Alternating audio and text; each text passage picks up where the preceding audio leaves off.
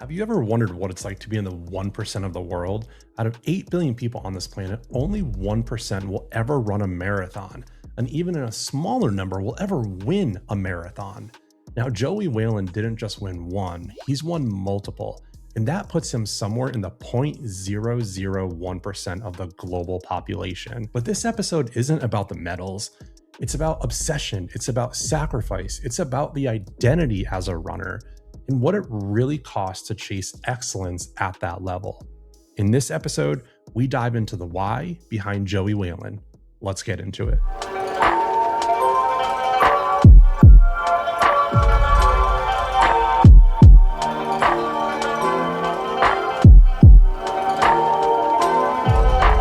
Hello, and welcome back to another episode of the Shellda Podcast, where today I am joined by Joey Whelan, who recently won his second Austin Marathon and is now weeks away from flying halfway across the world to Germany to race at another marathon. And to put that into perspective, doing some research for the show, less than 1% of the global population will ever even finish a marathon in their lifetime, let alone win a single marathon. And if that's not crazy enough, Joey has won multiple marathons, like I mentioned, including the Austin Marathon, the Mohawk Hudson River Marathon, I think twice, and had a breakout year winning the Wine Glass Marathon, Indianapolis Monumental Marathon, where I think you broke the course record. So talk about an elite guest. Welcome to the show. Yeah, thank you. Appreciate it.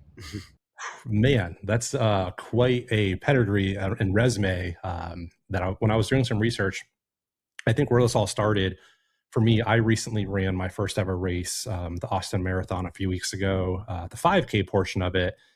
And throughout the weekend, like at the expo, I just kept hearing like whispers of like, Joey Whelan. And I think at some point I saw people taking pictures with you. And I was like, man, who is this guy? And then, after the race and after you won it, I started to do some research, and it felt like you had an incredible story because so many people choose running or run for so many different parts of their life, right? Like whether it's escapism or for health reasons. And I wanted to bring you on to really understand the person, behind the runner. And I think a lot of people know you for obviously how fast you run, all the marathons that you've won. Where I want to start is I want to know who you were really before running became a part of your life. Yeah, so I mean, I grew up in like Buffalo, just south of Buffalo, New York. Uh, but just like pretty active, like family. My dad was the local police officer in town. And then I was always like competitive with my brother in sports and stuff. And I grew up like playing baseball and just kind of doing all just random backyard sports. I mean, I was even like playing paintball across the street from from where I lived, and we would always meet up and just like all sorts of shenanigans. Um, and I think like in sports, like I feel like there's so much to learn in sports. Like when I grew up playing like baseball, for instance, I remember like I don't know if you watched the hockey over like the Olympics when Jack Hughes scored the winning goal, and like how big that was. Like he chipped his tooth. He was in the penalty box and then ended up coming out and scoring the game winner. And like he had chip tooth and everything. And it really reminded me of like when I was in baseball growing up, like right before the game. Uh, I was messing around and a baseball bat hit my mouth, and I had chipped my teeth before the game. Yeah. And then my dad had to come pick me up, and we're like driving in the car, and are you okay? Like, we're not going to go to the dentist right now. Like, do you think you could still play? And then that day I was like, yes. And I remember he turned right around, and we went back and I played. And I remember getting on base and then stealing second base. And then the other team, when I stole and slid, I smiled to him, and my mouth was all bloody.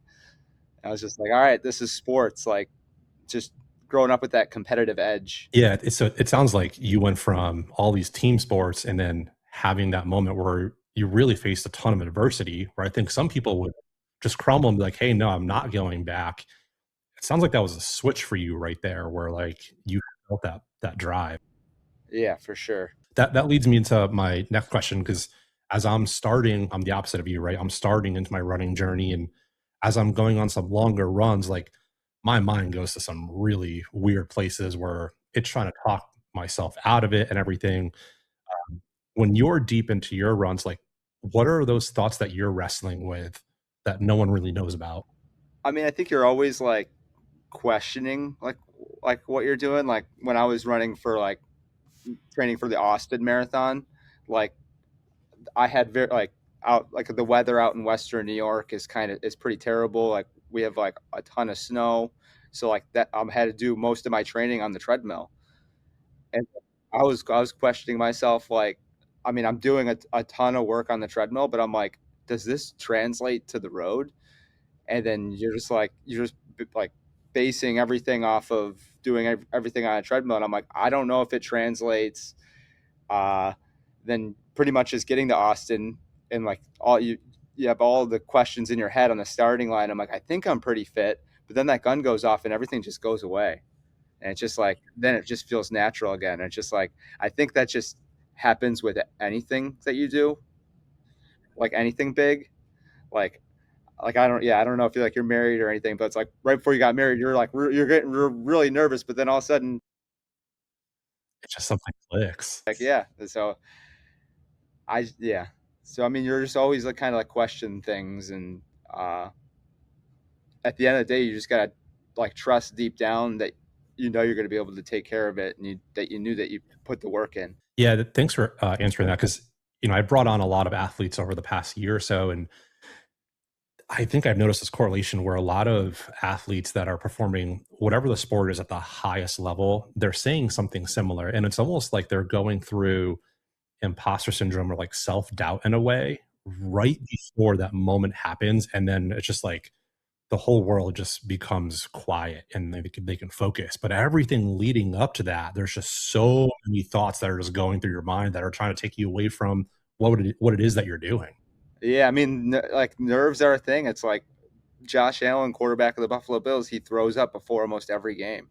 It's like it's like he has it and he's at the highest level, and you think he's like he's invincible right as soon as they snap that ball, but moments before the game, he's not. It's just like he's yeah. It's just that's where there's definitely a switch. Yeah. Do you feel something similar? Like, because obviously these past few weeks was my first race experience and just being around that atmosphere, minutes before there's a lot of energy, there's a lot of runners. Um, and like I felt nervous and I was just running the 5K. I can't imagine being in like the elite of the elite. So like talk me through that process for you. Yeah, you certainly worry about it because I mean it's a 26.2 mile race, a little over 2 hours. A lot can go wrong, so it's making sure that you have everything in check, making sure you go that you everything you did in practice, essentially what you ate 3 hours before, you kind of have everything on like a little bit of a timeline, and it kind of distracts you from what you're doing, like right before you're getting on the start line. But I always just try to, I mean, you're always visualizing, trying to be positive and making sure you check every box that you need. Like for like the half marathon, full marathon and half marathon, like there's two different races going on at the same time. So it gets a little confusing. So I just told myself before the race, because we run the same course at the same time, and then we split at 12 and a half, but we wear different color bib numbers. So I told myself, like, you got to remember to check everyone's bib on the starting line to make sure you know who you're racing. So like when I got in the starting line, I just went down the line and just looked at everyone's bib just to make sure. It ended up being an issue for the other elite runner that was in the race, that he turned the wrong way because he went with the half marathon guy. But it's little things like that. It's you got to be able to like be able to think in the moment. Yeah, and that was a clip that I think went around social media where I think there was 2 or 3 runners, and somebody was it you that looked back and were, like, pointed. Yeah, so it was like heat of the moment. So it's like, so I was sitting behind the first place marathon runner, and the first place half marathon guy was leading, but we're all sitting behind him because it's windy and we didn't want to catch any of that wind, so we're sitting behind him. Uh, yeah, trying to like essentially draft him like it's a bike race. Uh, and I feel like when you get into the heat of the moment and when people are applying pressure to you, it's hard to pay attention to like what's going on. You're just kind of following the lead car, or you're not really looking at signs and reading stuff because I mean he had only like less than a mile to go, and I saw that he missed his turn because I had looked and saw what his bib was, and then I ran up to him and told him that he missed his turn, and then he turned around and like corrected his error, and then the marathon guy thought that he was in the full marathon and then followed him, and then I was like, I'm not going to chase back to him, like I got to take advantage of this opportunity and punch it right now. Yeah, I mean, kudos for you because I think, running is obviously a very individual sport, right? Like, everyone's out there for themselves, and for you to be so locked in, but then also recognize, like, "Hey, I can help this person," like, you're going down the wrong path, like, that's volumes to you as a person. Yeah, thank you. Yeah, I do wanna go back 'cause, when I was talking about, like, what are those thoughts that you maybe struggle is not the right word with, but, like, as the race is progressing, I've done a lot of research as I'm getting more immersed into running. Uh, I've heard somewhere in, like, the 18 to 20-mile mark, your mind starts to creep up a little bit and, like, start to have that bad self-talk and, like, "Hey, maybe we should slow down." Um, how do you keep that pace going? Like, what are those thoughts that you're telling yourself at that point? I mean, you have like markers and stuff, and it was certainly helpful like when that guy made the error that he when he missed the turn. Everything I'm doing now turns to collecting data. So I'm like, and I'm trying to, I know which way the wind is blowing. So like I know sections of that course, like where it's going to be a headwind and when it's going to be a tailwind, and where there's turns, it's like where I could get further away because it's going to be mentally hard for him to catch me if he sees that he's getting further and further away. So like just knowing where to push and just like keeping my like ears open to collecting that data. So like along the course, I knew I had one buddy that lives in Austin, Will Nation. He's a local runner that he was going to be at mile 20. And he asked me before the race if there was anything he could do to help me. And I said, just let me know like any data of like if there's a lead or if I'm chasing, just any kind of seconds ahead or behind. Uh, so when I got to halfway, somebody had yelled the half marathon. Someone had yelled out I was 20 seconds away. So then I'm like, all right, when I get to Will, he's gonna tell me I'm gonna get data at mile 20. So like, just get to mile 20, and I could like, just keep pressing then because I know I have it like at least more of a tailwind and more of a downhill now. And if I do need to like really press, if he's getting closer, then I'll press it now. And then when I got to mile 20, I was 40 seconds ahead. So I like doubled my distance ahead of him. So I'm like, all right, like you got to still, I know a lot can happen in like the last few miles. So it's getting to each mile and like thinking about it, not thinking about like, I have 6.2 miles left. I have a mile left. So like every time I got to a mile, it was just like, let's get to another checkpoint where we could hear somebody else. And then somebody else said 1 minute. And then I was like, finally, like that was at mile like 23. And I was like, it felt good because then I'm like, I could kind of put my foot off the gas and like enjoy it. Because so many times when you're doing like races and you're pushing yourself to the absolute limit, it can be very miserable. But when you have an opportunity where you can like enjoy it and like sort of relax your way through, you should just take it. Because it shouldn't be always hell, you know. You should enjoy your victories. Yeah, and that's something I've always like struggled with when I talk to athletes on high levels. It's they're always like, "Oh, I'm focusing on the next thing or like the next game, the next milestone." And I'm always like, "How can you enjoy any of it if you're always looking ahead and not being present in the moment?" It's like it's so cool to realize that you had 3 miles to actually enjoy that moment. Man, what a incredible time. But I was also aware of, like, the time that we were running because I also did wanna get the course record, so I'm like, "Alright, I need to run like, X time is the slowest time I can run to still get the course record and the win." So, I got to check both of those boxes, but the Austin course is hard. There's, like, a you go up Congress Hill at the end. You go up, it's like 11th Street up to, Congress, and it's, like, this giant hill, and it doesn't matter, like, I felt good going to the hill, and then when I got to the hill, I think it was the worst the hill's ever been. I've run the course 5 times, and I'm like, it's just so painful. Like, to put a hill at mile 26 of a marathon. Yeah. Like, talk about the test of the test, and then I think I've been in a lot of the running groups on Facebook where everyone talks about the hill, but everyone also talked about the weather for this event too, that it was hotter than what they anticipated, and that made that hill. It got warm there at the end, so it's just constantly trying to cool yourself down with throwing water on your neck, like, just getting yourself wet and just doing anything you can, and not forgetting to do that either, like, in those last few miles, being like, "Alright, you should have it done, but you still have a giant hill, and you still have to check all these little boxes to get through." It sounds like everything that you're saying, it just reminds me so much of, like, actual car racing, right? Where, like, if you're leading NASCAR, F1, whatever it is, it's all these little checkpoints, like, where is 2nd place? Is he, 2 seconds, 3 seconds, 2 turns behind me? And you're just going through this mental checklist at the whole entire time to keep yourself more present in that way, at that elite level. Um, when did running stop becoming something that you did and start becoming more of who you are, like, as a person and, like, your identity? Uh, I would think, like, like, when I first ran my marathon, in, like, 17, it felt, like, much different than any other like, I've been competing, since I was 10 years old. I'm 35 now.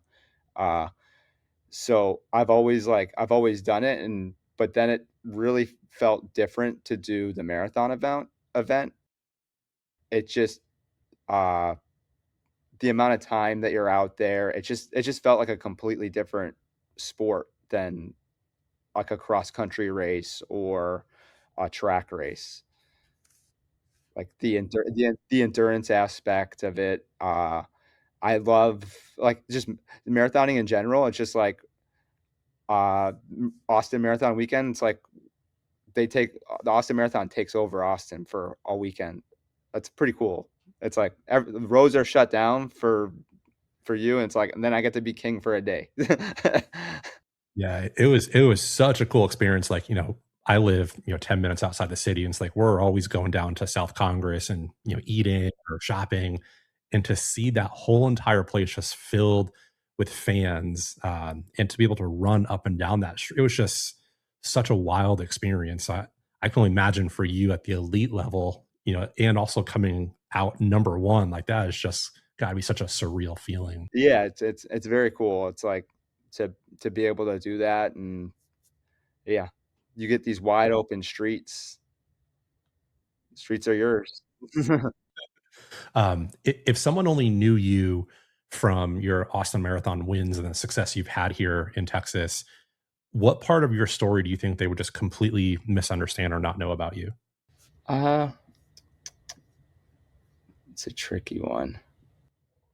Well, like, it's like kind of still related to, like the Austin Marathon in the sense of, like, last year I did the Austin Marathon, and I got 6th place and ran 10 minutes slower, and it's just like the sport isn't always like it's not always like rainbows and sunshine. It's like it's hard, so, like, to come back was a lot of just, like, redemption, just wanting to, like, almost get like a redo. Like a lot of times in life you don't get redos, but like in this sport you you have an opportunity to make right what you did wrong and try to like learn from those mistakes. Yeah, and also the test that you faced of not being able to train in your usual because of all the snow and everything that you had, in New York, it probably just added to that, comeback story. Yeah, for sure.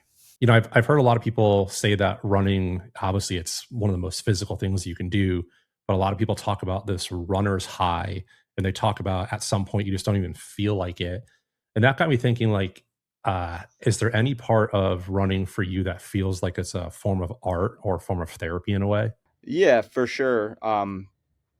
Like game planning, like when you're like racing and stuff, uh, like the Austin course is a little tricky compared to other courses like around the country. It's like it's a harder course. It has more hills. Uh, yeah, there's just a lot of elements to it. So you gotta figure it out like it's a puzzle. So like when you're trying to figure that out, it's just on how you want to race it is just different. Like, whether it's like going out slow or where you're gonna pick your moves and everything. Um, yeah, Let's like step way back, right? So you're at home, sneakers are off, cameras are off, you're not in any running gear. Like who's the Joey at that point? Like that people don't know about you.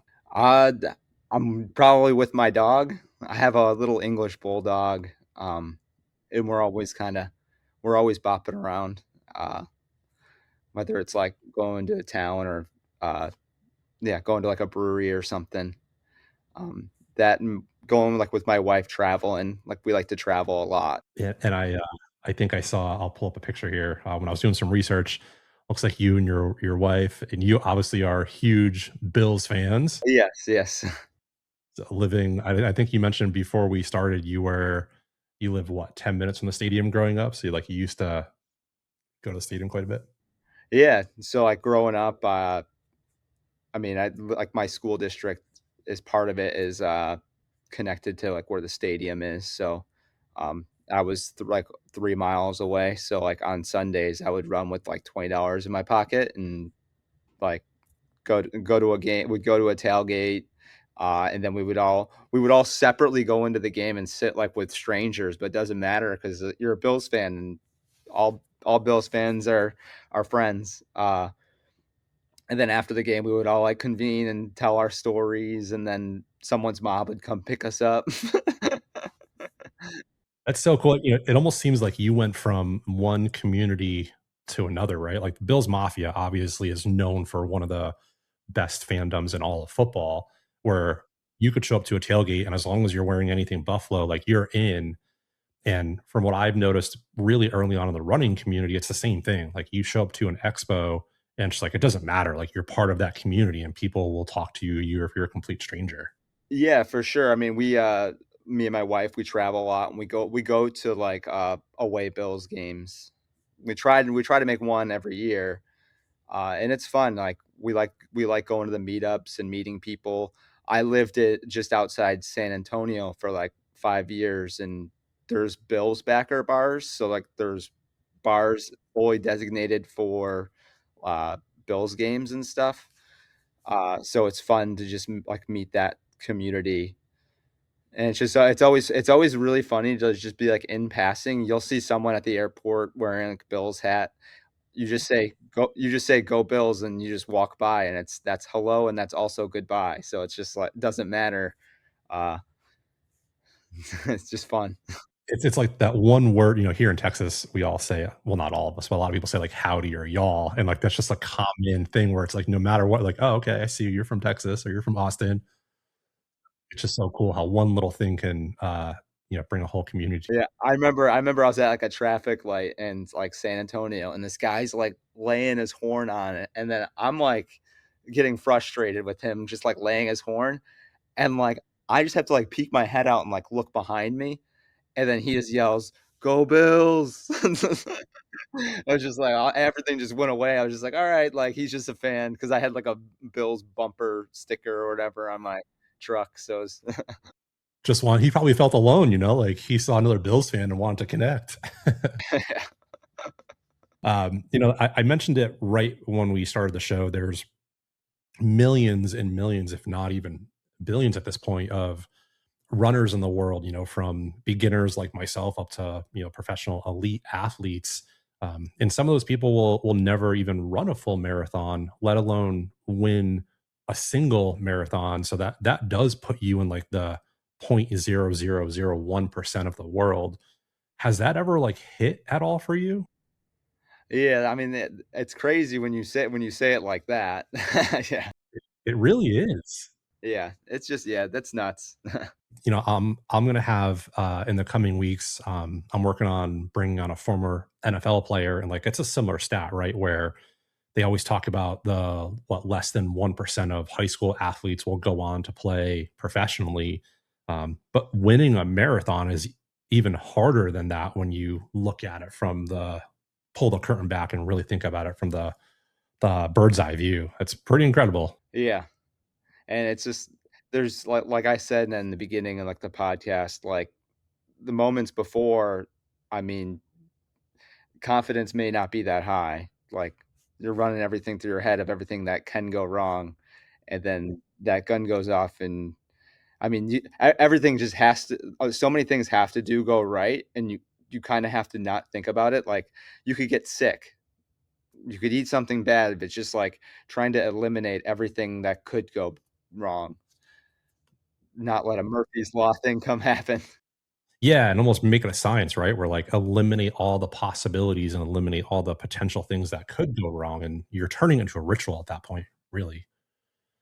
Um, let's jump ahead. So you talked about like the moment right before the race. I actually want to pull up a picture, and then this is you. I think literally the moment that you were winning the race.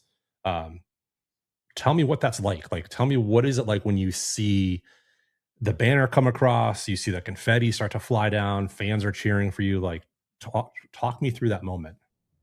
Yeah, it's just nice to be able to come through and just like appreciate all the hard work that you've done.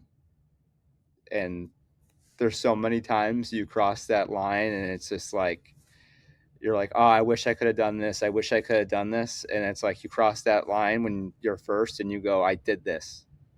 And it's just to be like, yeah, just it's okay to be proud of yourself. It's like to pat yourself on the back and stuff. And like I finished, and like I didn't really have to go. Like I didn't have to go to the well when I finished. Like the last marathon I did, I was like puking and like in a bad way for like a half hour, and like I finished, and like everything comes over you. Like you definitely get like this like endorphin boost, this rush, and then like somebody handed me like an American flag, and like I've never done it before, but I'm like I've always seen people do it, like run around. I'm like, how do they ever have energy? And it's just like, oh, you have this rush after winning, and everything's just numb. And then I start running around with the flag, and it was just a lot of fun. That's so wild. Like that's I can't even imagine being in your literally in your shoes at that point where you probably feel like somebody just handed you our, the USA flag and you're like in that moment representing the country in a way. Yeah, because I mean, it's like I started running with it, and I started running pretty fast with it, and I'm like, where was this like, where was this like 10 minutes ago or whatever? I'm like, if I had this much left, I'm like, they should have handed me the flag and a fake finish line earlier. You would have like set that PR and CR even higher. Yeah, every mile, just put a fake finish line and a flag, and I'm getting some world records. I bet you probably would too. When you hit that finish line, like I was kind of in that area watching, and it seems like, I come from a media background shooting photography and paintball. And in that pinnacle moment in sports, like media just rushes onto the field, and cameras are showing up for interviews and people are trying to grab for attention and whatnot. What is that like for you? Like, was that normal for you? You've obviously won a bunch of marathons, but talk me through that process when people are trying to grab you for interviews or even podcasts like this after the fact. Yeah, it gets a little easier as you do more of them, um, and especially one that I've done. This was my fifth Austin Marathon, and when it goes well, it's a lot easier than when it doesn't go well. So, um, yeah, just I mean, it's a privilege to be interviewed and everyone wanting to hear about how it went, and like I said, it is a lot easier too, like when you don't when I'm not puking for like a half hour before I have to do these interviews, and I was able to uh coast my way through, because then I'm able to give a coherent interview. So I mean, I'm not thinking about that when I'm going through, but I'm just like, all right, that's a positive of not like going to the absolute hell, but still pushing myself really hard, you know? Yeah, it's the more you talk about this, it sounds like Austin has been just a really important part of your life. Obviously, finishing the two marathons and then running in five of them. But I don't know if a lot of people know this or not. Going back to 2023, I think it was, you had a pretty wild experience. I'll pull this picture up here. This was right after you crossed the finish line, and I think you had dropped to one knee and proposed to your now wife. Yes, yes. Like, talk me through that experience. Were you carrying the ring the whole entire race too? Yeah, so yeah, pretty crazy. So, and we had started dating. So my wife Monica, she's from Rochester, New York, and so we're both Western New Yorkers, but we first started dating in 2019, and we were doing like long distance. So like I was living just outside of San Antonio, so we would constantly fly back and forth to see each other. And right when we first started dating, the I told her I was doing Austin Marathon. I said you should come down to like Austin to like watch me like run the Austin Marathon. And like that's the weekend we officially started dating. And I ended up winning in 2019. So then we dated like 4 or 5 years, and in 2023 that I got a ring, and I'm like, I'm gonna propose at the finish line. But I wanted to. That was a race I really wanted to win. I ended up getting second place, but right before the race, we were staying in the hotel room we were staying in. I like had pinned up the ring inside my hat. So I wore the ring inside my hat, and when I said goodbye to her in the hotel room, I like tapped my head and I said, "I'll see you at the finish." And I was like tapping my head, and she kind of looked at me funny and was like, "He's just being like a weird like runner right now." Like, I've never seen this ritual that you've done before. This must be something new. But yeah, I ended up battling with uh, one of the other runners and ended up getting second place. But um, right before I headed to the start line, I had told Monica, just make sure you're at the finish line. I just want to see you at the finish line. So just make sure you're like in the finishing like VIP area. And then she said, okay. And then as I'm in the race, we're running up 11th Street Hill, which is that hard hill I talked about earlier. And she was on the hill because, I mean, that's when you do want support. And I see her on the hill and I go, she's not by the finish. Like this whole thing is going to get kind of ruined, because it's going to be hard for her to get by the finish because she doesn't have any media thing.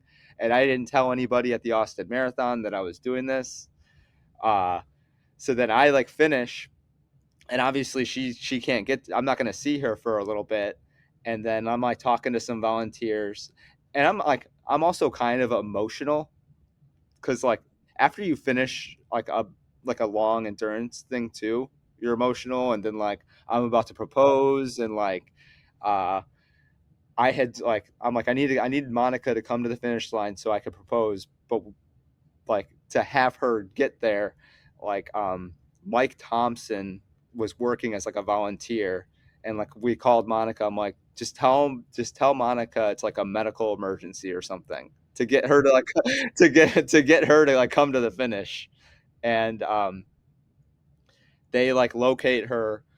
Mike Thompson like brings her like on a scooter or something, like a motorcycle scooter thing, and like weaving through to get to the finish. And then she's like, "Are you okay?"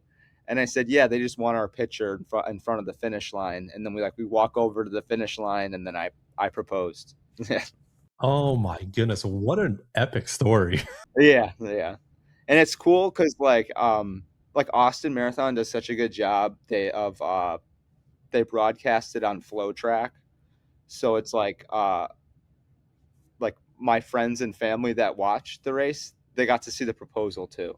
Oh, wow. So it's like I didn't tell like my dad or my mom that I was doing it. So it's just like it was cool that they got to just like watch it live. Man, that's so cool. Like, so many people you hear of stories where people propose, at like football stadiums or somewhere where it's a community event, but to have something like that where you can now forever go back and like relive that moment, and especially all the media that got behind it. Because I saw it here on the local news and a bunch of different outlets picked it up.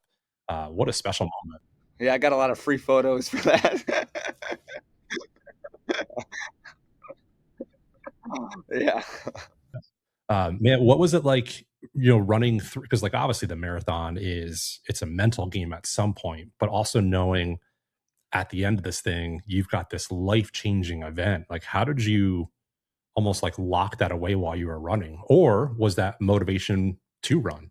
It was more of like motivation to run.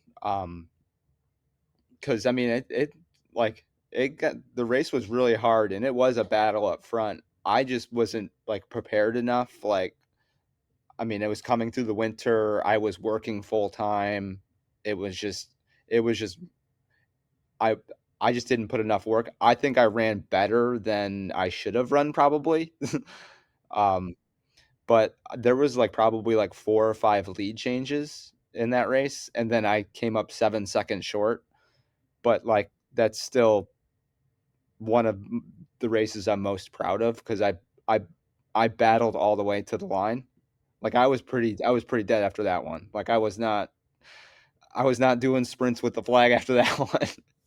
Like it was it was it was difficult, but it was really rewarding. Yeah, you've talked a lot about Austin so far, and I've been here for a decent chunk of my life now. And as a creator, I've noticed that like Austin has a way of like reshaping people in a way. And I know you don't live here, but it sounds like Austin has just been a really important part of your life. What has it taught you about yourself compared to like other cities that you've ran in? Yeah, I mean, for like first off, it's like when I was starting to do like marathoning, like I tried to like get into like elite field like at another marathon and got rejected. And then I submitted elite, tried to get into the elite field at Austin, and they accepted me. This was my second marathon, and this was the first one that they accepted me and that was in 2018. And I ended up winning the race. Like it was just kind of like a random win uh, that I had. So it always holds like a special place for me in that sense. It almost sounds like it's a home away from home in a way. Yeah, for sure. And it's like yeah. And then like I won back to back years, and um then a few years later I'm like, oh, I'm gonna come back here and win again. Don't win, get second, but propose. And then I'm like, oh, in a couple of years I'll come here and I'll try to win again, get sixth. And then I'm like, is it over? Like, did I just pass my peak or whatever? And then you come back and you win and you get a course record. And from my first win to this year, that's 8 years. And like in the sport of endurance running, like that doesn't really happen that often where you have an 8 year gap between wins. Yeah, especially as the age increases too, right? Like usually you see a decline in endurance, and you're almost the anomaly. You're going the opposite way. I was like up and then went down for a little bit and then I'm back to shooting up. Yeah, that's crazy. Um, what is it like? You won the Austin Marathon, and now you're obviously a little bit a ways from flying to Germany. What is it like running in different states and now different countries? Have you noticed any differences there? Uh, I feel like most like the runners are pretty similar in all the cultures, which is it's just like cool to see it. I mean, it's like being a Bills fan. Like when you like you said earlier, it's like every time you go to a city and you see a group of runners, you have something in common with them. And it yeah, it's cool. It's like we take over that city for the weekend. Wherever city, it's all these battles that we go to. I wonder, like, if you were to wear, like a Bills tank top or something at one of these races and to win it, I bet the Bills would do something with you or for you, like put you on social media, whatnot. That'd be pretty cool. I would hope. Yeah. To like represent Bills Mafia, across the world. Um, I've got a few more questions that I want to wrap up with. And really this is around running as like an identity and the evolution of a runner, right? A lot of runners hit a point where they go from running as a hobby where they're doing it a few times a week. Maybe they signed up for, a training program to where it starts to become a routine and it's a part of their life where it's a non-negotiable. When did that happen for you? Like, when was that shift? And then the second part of that, was it empowering? Was it scary? Like, talk me through that whole process. Like I've always been kind of a runner, like since growing up and stuff, and I like the lifestyle of it because it's always this um like when you're training with everyone, everything's really hard.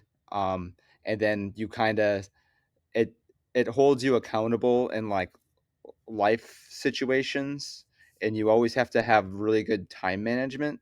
So like you really learn to how to like structure your day, and yeah, it holds you accountable. And then like when you finally do like take it easy before a race, and then you race and you feel good, you have that time where you could like celebrate all that work that you did, and then you take a little break, and then you go do it again. So it's just like my life is just constant like marathon builds, but right now it's more of uh really trying to appreciate the like the wins that you get, the good races that you get, uh the connections that you make with people and everything. I think what you just described is it hits so close to home for me. Again, I'm the opposite end of where you are, but juggling a full time job, doing this podcast, preparing for it, this week just like got away from me from different meetings and whatnot. And yesterday I had a small run. I think it was 3 or 4 miles. I was like, oh, I'll do it when I get home from work. And a meeting popped up, and it's like, oh man, like I'm not gonna be able to fit this in. And so I've learned now, like I've got to do it first thing in the morning where there's no excuses, nothing gets in the way of it. And it's just so refreshing. Like I feel energized doing that in the morning. Because I mean, I ran in high school competitively. I ran at Syracuse University, and then after college, I did take like a couple years off of just kind of maybe being like a little burnout from training and getting hurt and everything. So I did put running aside, and then I was working like construction jobs in San Antonio, and then like after work, I like it was like the best feeling in the world to just be like take off my work boots, take off my work socks, put on a pair of nice trainers, and just go for like a carefree run. It was just like it was like such a release. Every day I just like look forward to that run after work. It was like kind of like a cool down and like refresher, and it was good to for me to like reset my mind a little bit and kind of go through my day and then kind of plan out the next day. Uh, and then that's when I like was like starting to like build up again.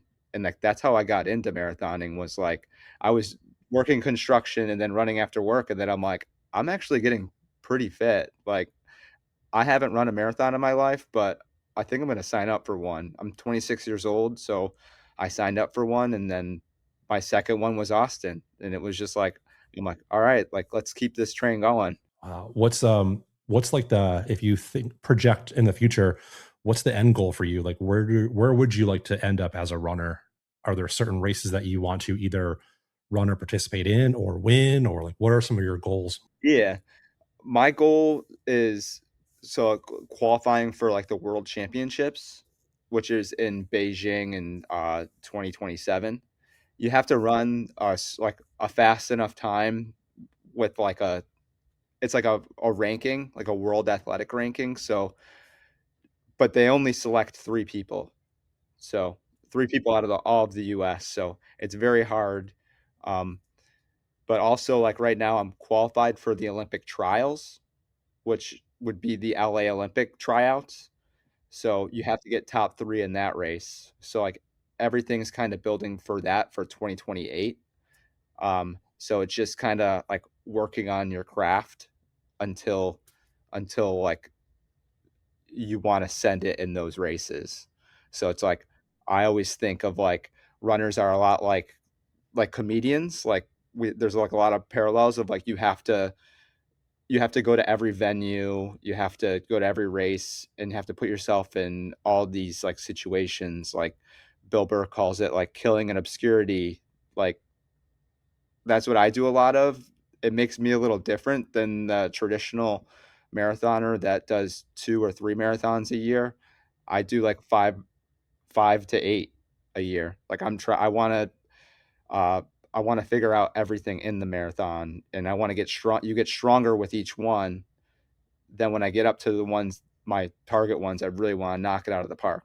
Yeah, I think what you described is putting yourself in really uncomfortable situations out of the norm, right? And that's where you're almost building your own path from what the typical runner at that elite level is doing.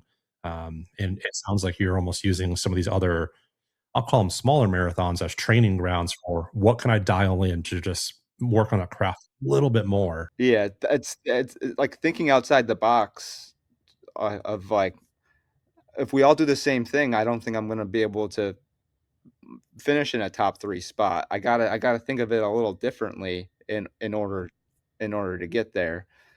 Um, yeah, and just constantly tweaking. It's like also it's like I need to be held accountable to like get my mileage done in the winter, like when it's a few feet of snow and I have to like I'm running up to 100 I ran 120 miles a week on my treadmill.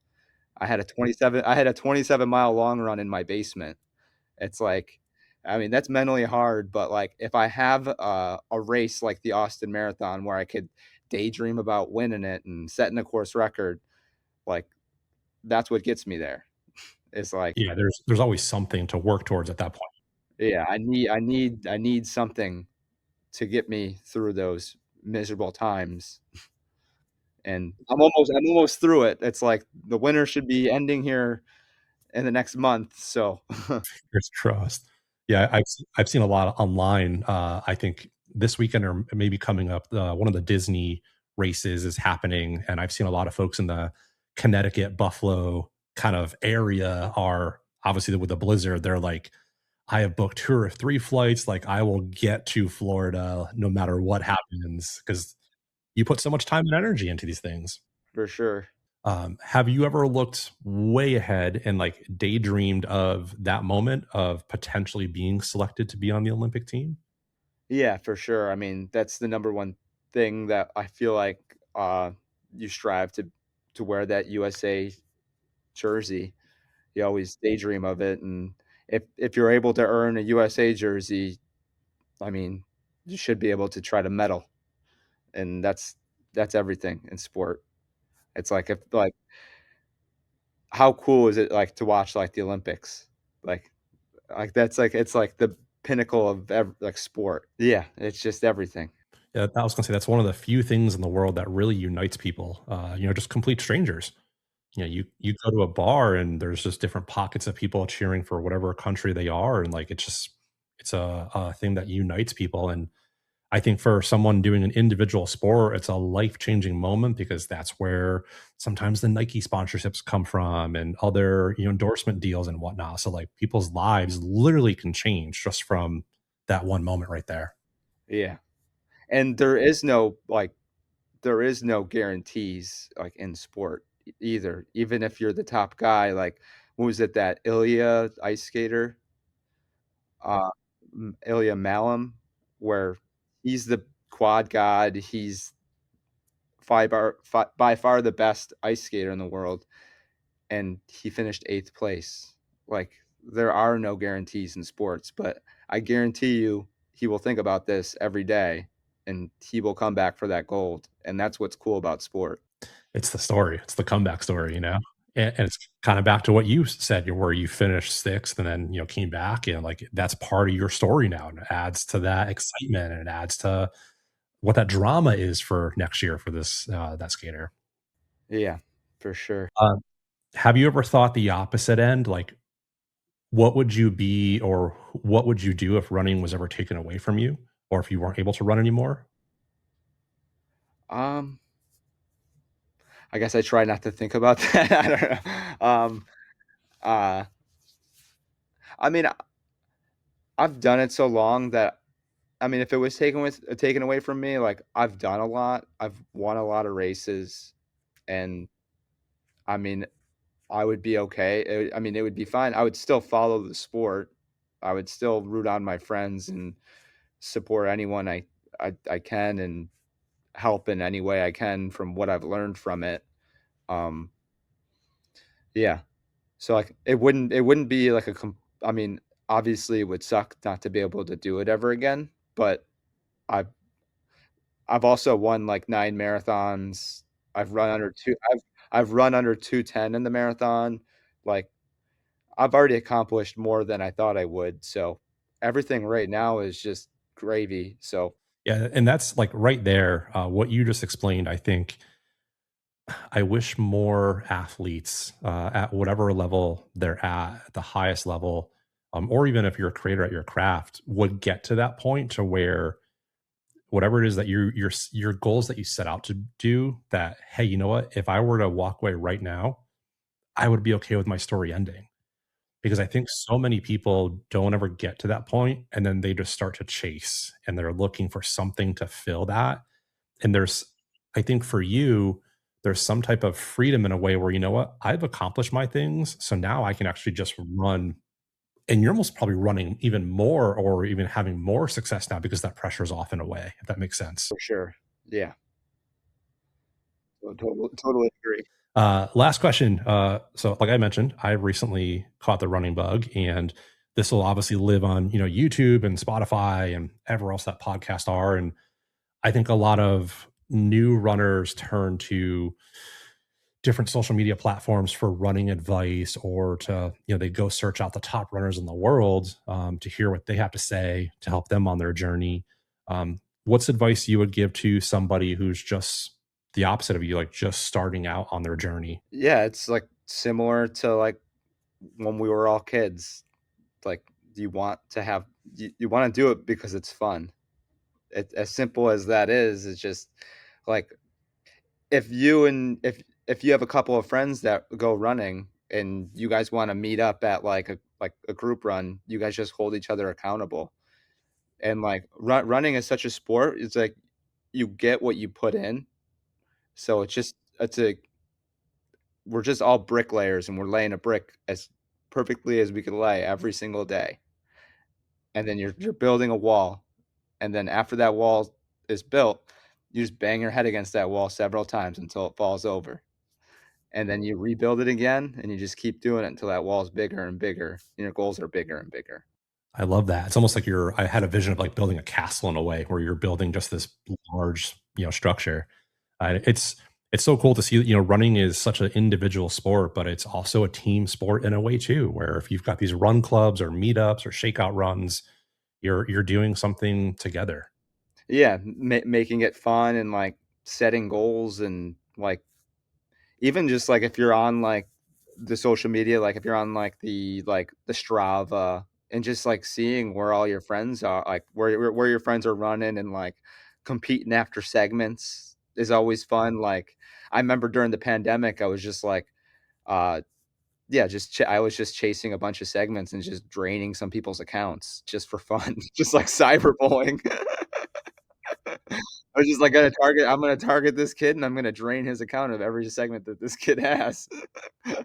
But yeah, but you just make you make it fun in your own way, and it's cool to like stay connected with like you may be doing like the Austin 5K, and you were running competing against someone just finishing, and then you meet them briefly and you're like, oh, you on Strava, you meet up and then you go, all right, I'll follow you because you showed up on my thing, and then you start following them, and then you're like, oh, then you become friends with them and you're like, oh, what's your next race, and then you meet up and you compete again, and it's just this never ending cycle, but it makes it fun.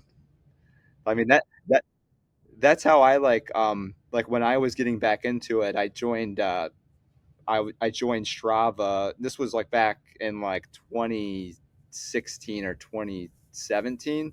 Not a lot of people were on it like back then, or like there were people on it, but it was like whatever. And I didn't know a lot of like the routes. So like I was looking in San Antonio because I was like new to the area, and saw like some of these guys that were like running right like on streets that were near me, and then I just started following them randomly and just started giving them kudos on like all their runs, and then they started following me and giving me kudos, and then they're like, "You're really good." It was funny. Then I ended up meeting up with them, and then we ended up doing group runs together. And it was just so cool. I was just like meeting new friends, and it's like we're still commenting on each other's runs and stuff. It's like a little community that just it's like a community within a community, right? And I've heard so much about that with Strava, and it's funny you mentioned that because I use it for my very small runs, and as I'm getting close to like ending whatever the run is, I think, oh man, like I can push it a little more to like because I've got to post this, at some point. I want the number to be a little bit better than what it is. Yeah, and it's good. It's good to keep track of all your stuff. That way, you don't have to put it in like the Excel sheets anymore, or like the paper logs that people used to do. Like everything is just on. It's always nice to like check back on like stuff I did like years ago, and like I use it a lot for like courses, like the Austin course, for instance. Just like really analyzing uh, the topography of the Austin course and knowing exactly where the hills are. And then also I use it for like when we go on vacation, like to a new spot, and I want to see like the highlighted areas of like um, where most of the people run, and then try to collect some segments while I'm there. Yeah, that's a great. You know what? You should reach out to Strava and be like, "Hey, this might be a new like feature that you could do is like highlighting vacation spots via Strava." Yeah, yeah, Awesome. Well, Joey, man, this has been so awesome. I so appreciate you having on, and I know you've been super busy coming back from the marathon with other podcasts and preparing for your trip to Germany. So I really appreciate you making time to come on this and let me poke into who you are as a runner, because I think that's so important that we tell the human side of some of the athletes that we have in the world, because that's we see the person running on TV, but like to know what's actually going on up here it helps people appreciate you more as a person, I think. yeah, yeah. I appreciate it. For sure. Well, to everyone else, thank you tuning in. Thank you for tuning in to another episode of the Shellda Podcast, and we'll catch you next time. See ya.